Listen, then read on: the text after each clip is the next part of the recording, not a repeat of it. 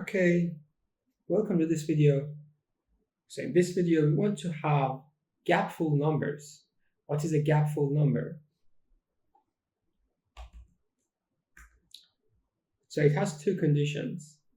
So the first one, the number has at least 3 digits. So this is the first condition. So we know that we have to start from 100, right? And the second one is the number is divisible by the number. So this part is interesting. So it's divisible by the number formed by the first and the last digits of the number. Let's say n. So let's say we have n here. Now let's do it. So we know that we have to start from 100, right? So let's have while loop our friend, and less than or equal to, you can have any number that you want. So I'm gonna say 1,000, let's say 10,000. So here I want to have a temp variable which points to string version of the number n. And so what we need, yes, we have to have a function. So let's call the function Gapful. So it takes the integer x and another integer y.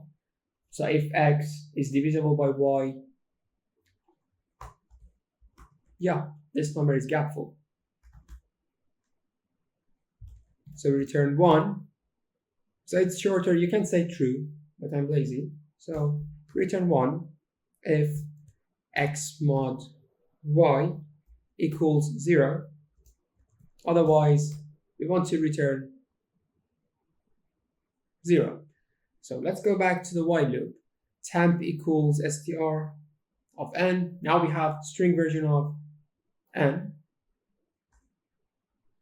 So here, let's have our condition. And now let's call the function if gapful.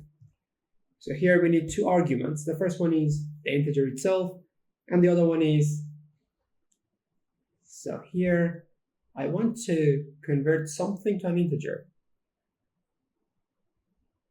So here we have temp, string of n, right? So we have to form a number by 2 digits. The first one, temp square bracket 0, plus, this is not addition, this is string concatenation, right? And temp minus 1. 1 string plus 1 string concatenation. And of course, we have to convert it to integer. So if this one is true, let's print number n. So I want to have some spaces. Let's have 1. And as always, n plus equal 1. So let's run this one. It was so fast. So 100, 105, 108. So let's see. We have 100. The first one is 1. The last one is 100. Sorry, 0. So 100 is divisible by 10.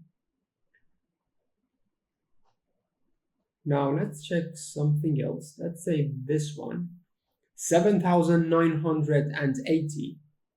So this one is divisible by 70. Now let's try.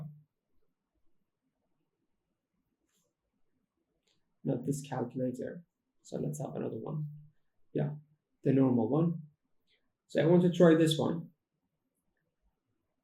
7,980 divided by 70. Oh my god. Yeah, that's correct. So it works perfectly. So gapful numbers. Hopefully I've enjoyed. If you have any questions, let me know in the comment section. See you in the next video. Take care. Bye bye.